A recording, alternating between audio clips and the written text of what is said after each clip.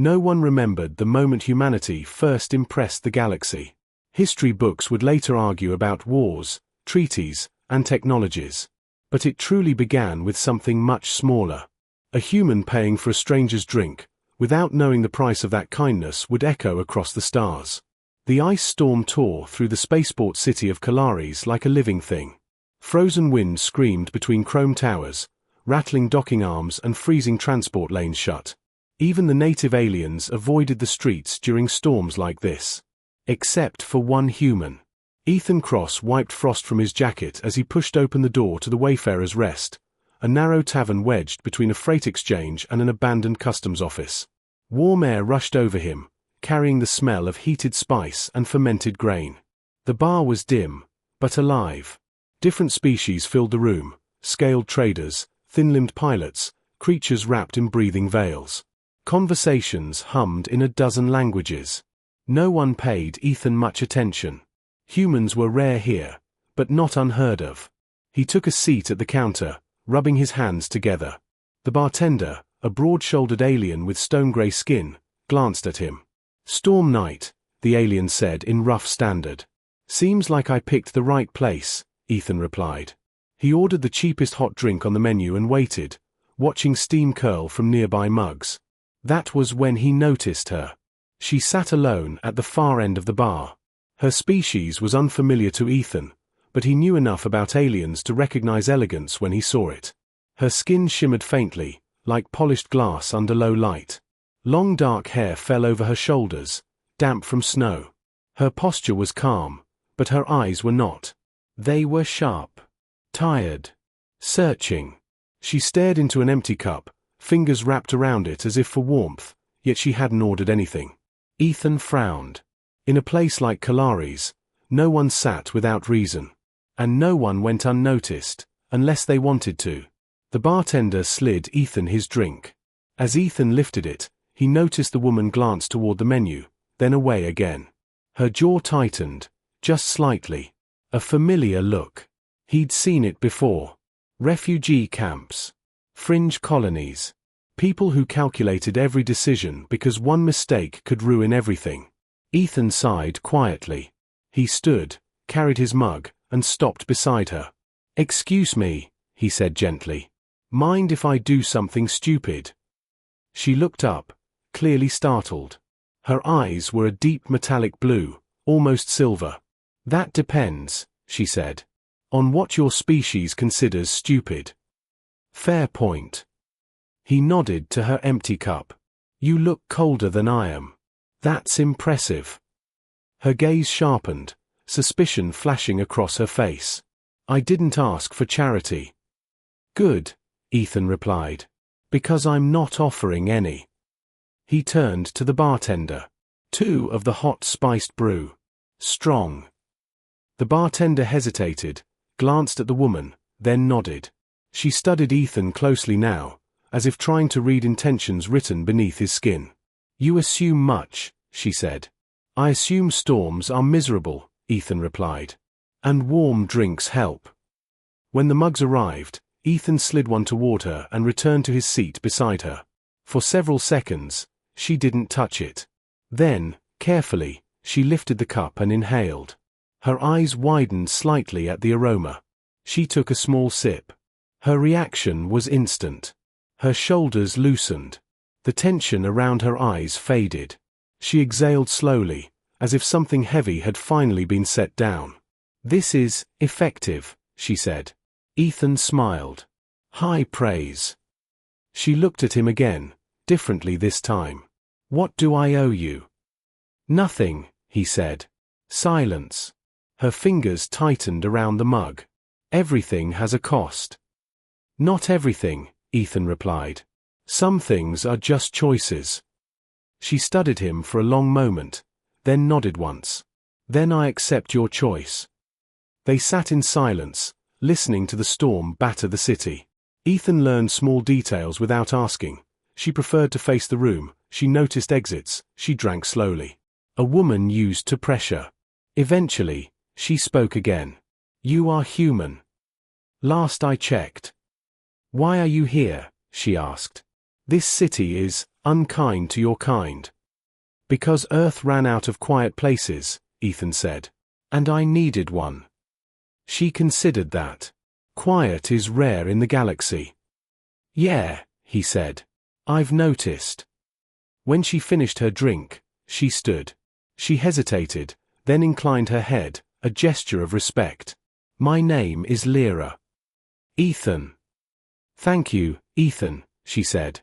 For your choice. She turned and walked toward the exit. The door opened, letting in a scream of wind and snow, then slammed shut behind her. Ethan watched the door longer than he meant to. He didn't see the black vehicle parked across the street. He didn't notice the figures watching from inside it. And he certainly didn't know that Lyra wasn't just another traveler. By the next morning, Kalaris would be buzzing. By nightfall, powerful beings would speak Ethan Cross's name with disbelief. And within days, the galaxy would learn something it had long forgotten. Humans did not need wealth, power, or armies to change fate. Sometimes, all it took was one decision made without fear. By morning, the storm had loosened its grip on Kalaris, but the city felt tighter than ever. Ethan noticed it the moment he stepped outside. The streets were too clean. Too quiet. Security drones hovered lower than usual, their lenses sweeping the sidewalks with unnatural focus. Black transport vehicles idled near intersections, engines humming softly, waiting. The kind of waiting that meant someone important was expected, or hunted. Ethan pulled his jacket tighter and headed toward the freight docks where he worked maintenance shifts. He told himself the unease had nothing to do with the woman from the tavern. But he didn't believe that for a second. At the docks, conversation stopped when he arrived. A tall insectoid loader froze mid-step. A pair of traders exchanged glances. One of them leaned closer. You're the human from last night, the trader said. Ethan sighed. That depends. Was the human tall, tired, and bad at minding his own business? The trader swallowed. You spoke to her. Ethan frowned. I bought someone a drink. If that's a crime here, I'd like to know before lunch.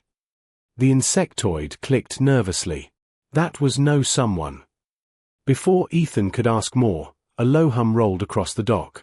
A sleek silver craft descended, its surface reflecting the city like liquid metal. It landed without a sound. The dock workers backed away. Ethan didn't. The craft's door opened. Lyra stepped out. She looked different today. No damp hair. No traveler's cloak. She wore a fitted coat woven with faintly glowing threads, the kind that adjusted to temperature and threat levels. Two figures followed her, tall, broad, armored. Not guards. Protectors. Their eyes locked onto Ethan instantly. Lyra raised a hand. They stopped. Her gaze met Ethan's, and for a brief moment, something unreadable passed across her face. Relief. Maybe guilt. Ethan Cross, she said. His name echoed across the dock. Okay, Ethan muttered. I'm officially uncomfortable now. She approached him, ignoring the stares, the tension, the fear around them. You showed me kindness without knowing who I was, she said. That matters. Glad my bad habit of being polite worked out, Ethan replied. But if you're about to arrest me, I'd prefer honesty. A faint smile touched her lips. You are not in trouble. The guards shifted. The dock workers stared harder. You are, Lyra continued, in danger. That got his attention. She gestured toward the ship. We should talk somewhere private. Ethan looked around at the watching aliens, the drones, the waiting vehicles. He shrugged. Lead the way. Inside the craft, silence hummed with controlled power. The walls glowed softly. The air felt cleaner, lighter. Lyra stood across from him. I did not come to Kalaris by accident, she said. I was looking for something rare. Ethan folded his arms. Let me guess. A human who buys drinks. I was looking for choice, she replied. Uninfluenced. Uncalculated. She met his eyes directly. My full name is Lyra Vaincale. The name hit the room like a dropped weapon. Ethan blinked. Should that mean something to me? One of the guards inhaled sharply. Lyra continued calmly. I am the primary heir to the vein combine. Trade routes. Energy grids. Terraforming rights across 9 systems. Ethan stared. You're rich. She tilted her head. In your terms, impossibly so. Ethan let out a slow breath and rubbed his face. Of course you are. There is more, Lyra said. By combine law, leadership transfers only through lineage. I must produce an heir before the next convergence cycle. And if you don't? Ethan asked. My cousin assumes control, she said. He will dismantle everything my family built. Sell access to criminal syndicates. Militarize supply lanes. Billions will suffer. Ethan was quiet for a long moment. Finally, he said, so where does a broke human mechanic fit into all this? Lyra stepped closer. You are compatible. Silence. The ship hummed.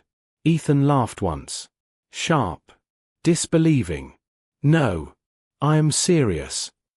Yeah, that's the problem, he said. You don't even know me.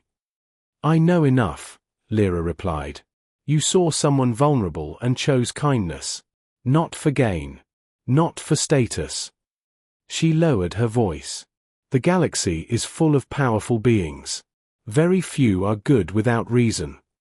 Ethan shook his head. I didn't do it to be special. That, Lyra said softly, is why you are. Outside the ship, unseen eyes watched. Rival houses calculated. Syndicates whispered. And far beyond Kalaris, forces far older than Ethan Cross began to shift their attention toward one small human who had no idea he'd just stepped into the center of galactic history. The galaxy did not wait for humans to understand what they had stepped into. By the time Ethan returned to his small quarters above the maintenance hub, the story was already spreading. Not through news channels. Through whispers. Through closed-door meetings and encrypted transmissions. A human. Chosen by an heir. Unplanned. Uncontrolled. That alone made him dangerous. Ethan sat on the edge of his bed, staring at the blank wall while the city lights pulsed outside the window. Lyra's words echoed in his head again and again. You are compatible. Not trained. Not powerful. Not influential. Compatible. He exhaled slowly. This is insane, he muttered. A soft chime interrupted his thoughts. His door display flickered to life. Unidentified visitors. Ethan's instincts, old, human, stubborn, kicked in. He didn't reach for a weapon. He reached for the door lock override and disabled it.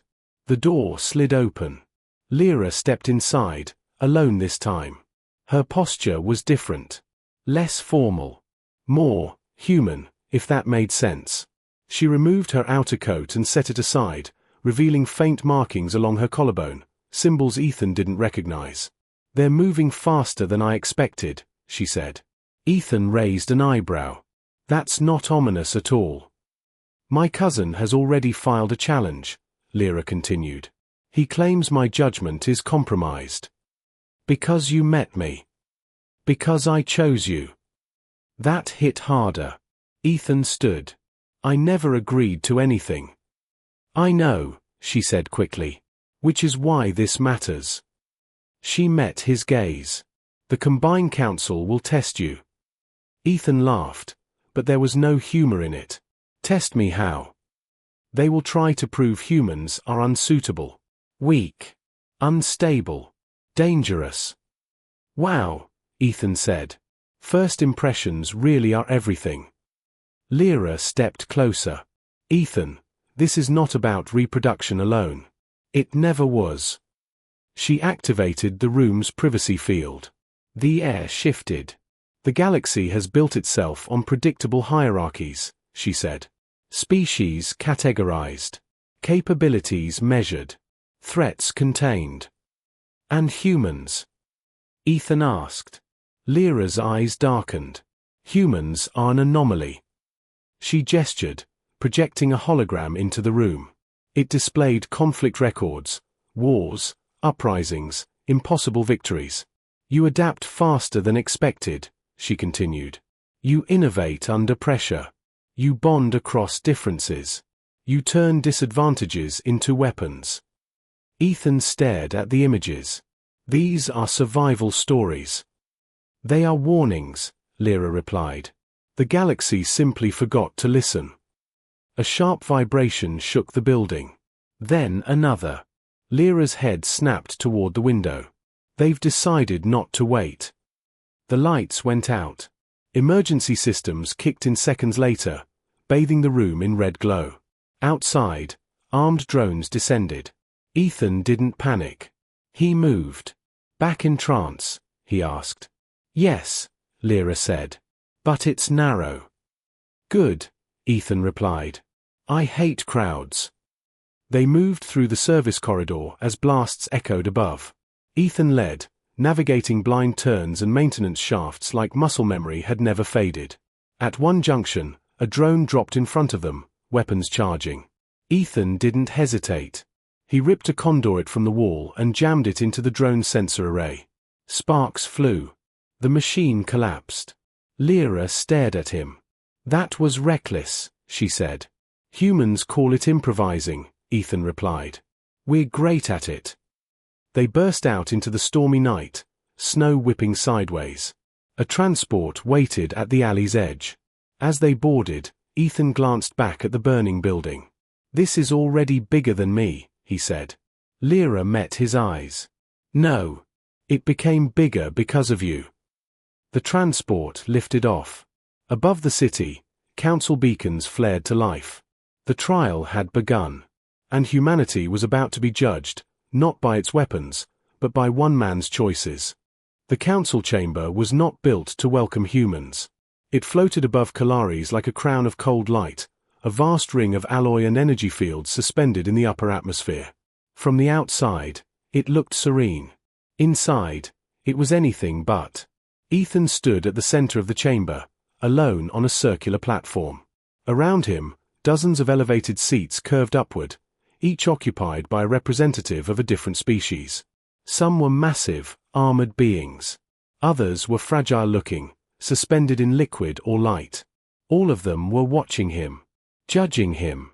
Lyra stood several levels above, confined to a ceremonial dais reserved for claimants. Her face was calm, but her hands were clenched at her sides. A tall figure rose from the central seat. Its form shimmered, shifting between solid and translucent. Ethan Cross, the counselor said. You stand here as an anomaly, a variable introduced into a system that has functioned for centuries. Ethan lifted his chin. I didn't ask to be here. Murmurs rippled through the chamber. That, the counselor replied, is precisely the problem. Another voice cut in, sharp and amused. Or the solution. A figure leaned forward from a shadowed seat. Lyra's cousin, Tarek Vainkale. His eyes gleamed with calculation. Humans are impulsive, emotion-driven, violent when threatened. This one is no different. Ethan glanced up at him. You know, where I'm from, people usually introduce themselves before insulting someone. A few counselors reacted with surprise. Others with interest. Tarek smiled thinly. You see? Undisciplined. Lyra spoke then, her voice steady. Or honest. The counselor raised a hand. This trial will proceed. The platform beneath Ethan shifted. The chamber darkened. A projection surrounded him, an artificial environment forming instantly. Test 1, the counselor announced. Problem solving under pressure.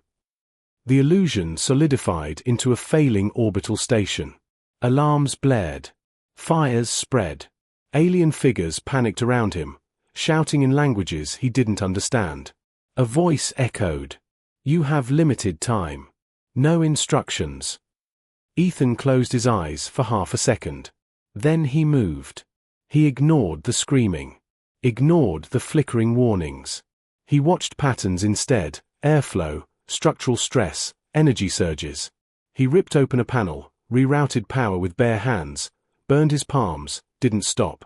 He shouted, using gestures, dragging aliens into motion. He used debris to brace collapsing walls. He vented sections manually. When the simulation ended, the station stabilized. Silence filled the chamber. Efficiency exceeded projections, a counselor muttered. Test 2, Tarek said quickly.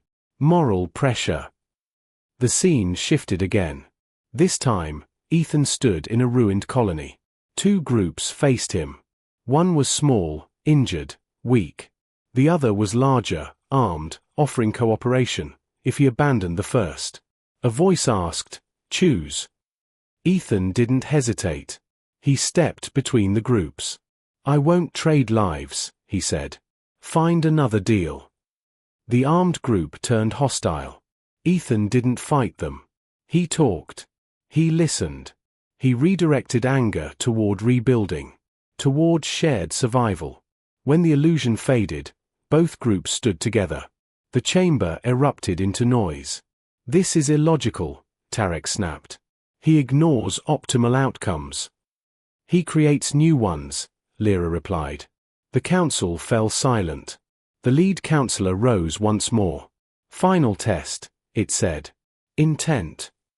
The illusion vanished entirely. "You now understand the consequences," the counselor said to Ethan. "Power, influence, fear. You may walk away and return to obscurity, or stay and change the balance of this galaxy forever." Ethan looked up at Lyra. She did not speak. She did not plead. She trusted him. Ethan turned back to the council. "I don't want your power," he said. "I don't want control." He paused. "But I won't let good people lose everything because systems are afraid to adapt." The chamber was completely silent. Far beyond Kalaris, sensors began registering something new. Not a fleet. Not a weapon. A shift. The council chamber remained silent longer than any rule allowed. Ethan felt it, not as pressure, but as weight. The kind that came when entire civilizations paused to reconsider what they thought they knew. The lead counselor finally spoke. "Your intent contradicts our models," it said. "You seek no gain, yet you accept consequence. You reject dominance, yet inspire cooperation." Tarek Vainkale rose sharply from his seat. "This is absurd. He is one individual. A statistical outlier.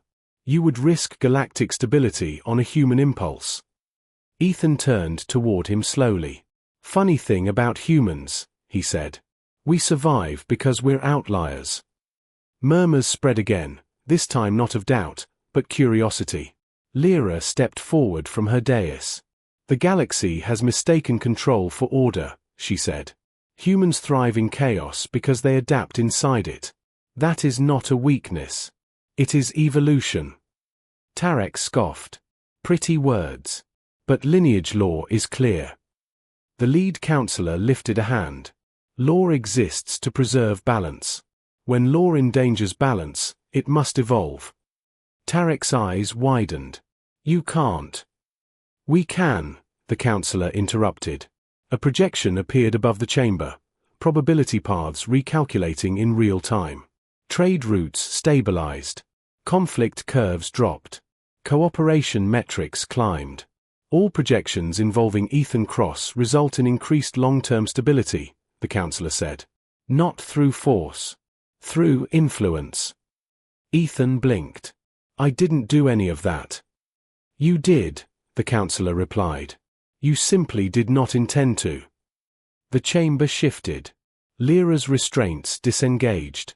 "The council recognizes Lyra Vainkale as rightful successor," the voice announced, "with amended inheritance criteria." Tarek shouted in fury as security fields wrapped around him. Lyra turned to Ethan, her expression unreadable. "You are free to leave," the counselor said to Ethan. "Or to stay." Ethan thought of Earth. Of quiet places. Of storms and small choices. He looked at Lyra. "I'll stay," he said. "Not as a ruler. Not as a symbol." He smiled faintly. "Just as a human who keeps choosing." Lyra exhaled, something like relief passing through her composure. That may be the most dangerous kind. In the days that followed, the galaxy changed, subtly at first. Human advisors were requested.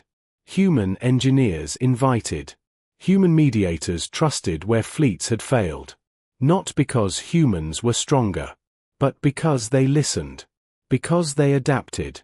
Because they acted without waiting for permission. Historians would later write that the age of static empires ended without a war. It ended with a drink bought on a stormy night. And somewhere in the vastness of space, the galaxy finally understood something humanity had always known. Power was never about control. It was about choice. And humans, against all odds, had mastered it.